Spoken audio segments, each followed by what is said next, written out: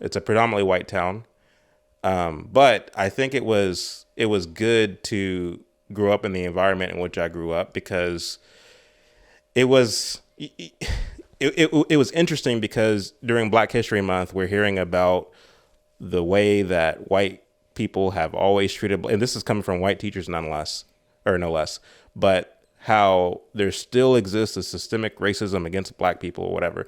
And I got to see a juxtaposition between what my teachers were telling me about how brutally Black people are treated in America, versus the way that my white friends, and not even my white friends, my white classmates were treating me on a day-to-day basis in school. It was like a night and day difference. And so as a kid, you can just observe, like, okay, somebody's lying, either my own eyes or what I'm hearing in the classroom.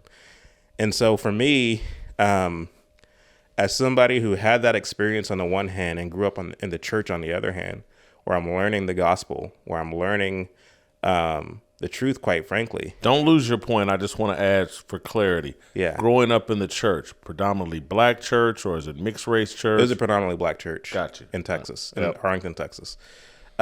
So it's not a very doctrinally sound church. Let me just tell you that. Know them well.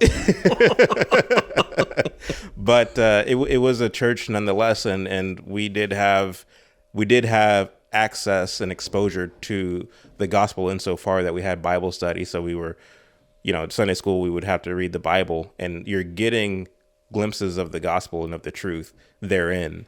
And I think that shaped me more than I realized growing up, because as I came of age, and especially as I got into researching, I'm a researcher by nature, is what I do in my off time. But as soon as I started getting into the research, and I'm seeing how this whole, like with civil rights in particular, civil rights was used basically to knock Black folks off at square, quite frankly. We had everything going for us. If you talk to a lot of older Black folks, such as I have, and ask them about their upbringing, ask them about their childhood, and you learn that, their pharmacist was Black, the doctor was Black, the family physician, the grocer was Black, the mailman was Black. If you're a young child and everybody you see who is doing their thing, who's being productive, who is being industrious, is Black, there is no question of, oh, we need to hire more Black teachers because they need somebody who looks like them, who isn't a drug dealer, to live up to. That's a new phenomenon. That hasn't always been the case here in the United States. And so what happened? How did we get knocked off our square? It's important to tell that story. And if you're somebody who's pro-Black, you should want to hear this story. You should want to hear how he got knocked off the square. Not that you might shake your fist at MLK, but that you might resolve not to ever fall for the rhetoric of a demagogue again, because it's up to you to have discernment. The Bible tells us that in the end, we will all turn to teachers who will tell us what our itching ears want to hear, who are going to tickle our itching ears. And that's all of us, Black or white. And so the point of making a documentary like this isn't that you might harbor hatred in your heart for MLK or the civil rights movement, but that you might know the way that this rhetoric works, the way that social justice movements work, and resolve never to fall for it again, because they pulled a fast one on us. You used the word demagogue, and most people, when they think about Martin Luther King, he was a racial uniter. You say demagogue. Total Why? demagogue. Because he exploited a grievance, and where there was no grievance, he created one rhetorically.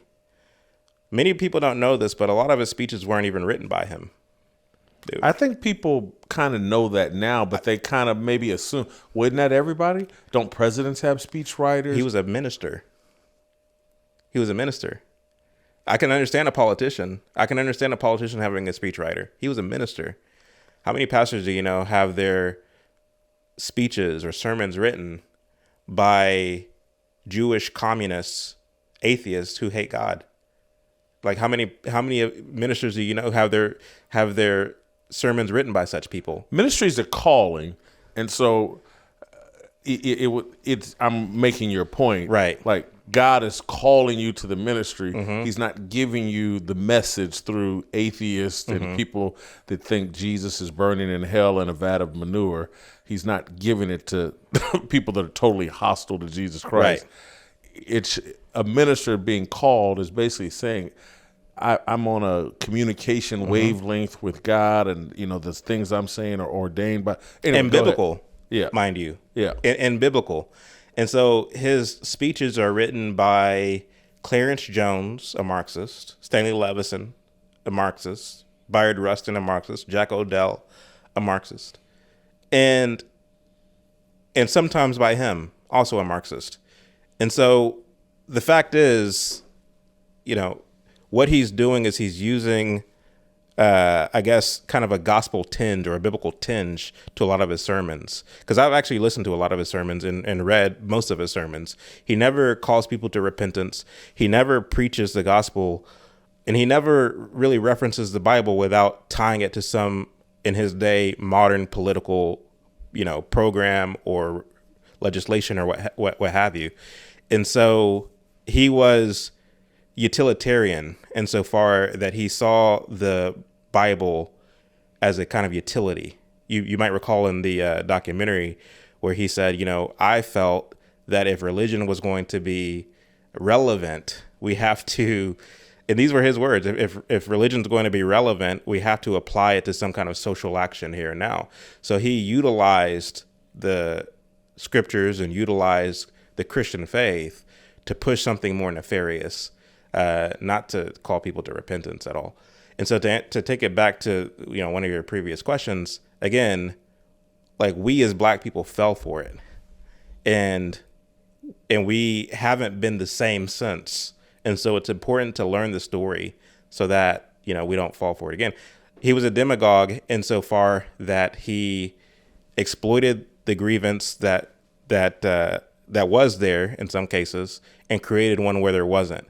Because to the point that I tried to make earlier, if you are a Black child and everybody who's successful is Black, you aspire to be like them. But here along comes this Negro minister telling you the Negro still is not free in his I Have a Dream speech, telling you that white people are living in this vast country of wealth and flowing with milk and honey where the Negro is starving on an island of poverty amongst this affluent country and all this other stuff. That's a problem. That does something to you psychologically. That's what demagogues do. They instill within you a sense of bitterness, a sense of despair, such to where you cry out and ask, what shall we then do? And then what does the demagogue do? Well, vote for this politician. Pass this legislation. He tried to, of course, impose something called the Poor People's Campaign, where he's lobbying the government to give us universal basic income and all these other socialist policies. And the reason why he even launched the Poor People's Campaign is because he felt that LBJ's so-called war on poverty didn't go far enough. And so, in my opinion, he was worse than LBJ. And this isn't a personal attack. It's just looking at the facts for what they are and coming up with a conclusion. He certainly radicalized Black people into a victim's mindset. Exactly. And so whatever radicalization they love to talk about now, Islam or these radical jihadist terrorist groups, or they've been radicalized online. But Martin Luther King radicalized Black people into seeing themselves as victims and being angry at a certain group of people for making them victims, where I don't think in my study and in talking to just my parents and grandparents, they didn't have that victim mentality. And it's certainly like when I was born in 1967, in my upbringing, I didn't have grandparents or my parents, you're a victim, you can't make it. And I was getting the opposite message. You're a Christian. We fought for some freedoms that you now can enjoy. Don't bring me no excuses. I want to hear, go out and conquer. And I've seen that messaging all change, obviously, but I think part of like the sensitivity as it relates to Martin Luther King is some people will listen to what our conversation, they'll watch your documentary, and they'll say to themselves more than they'll say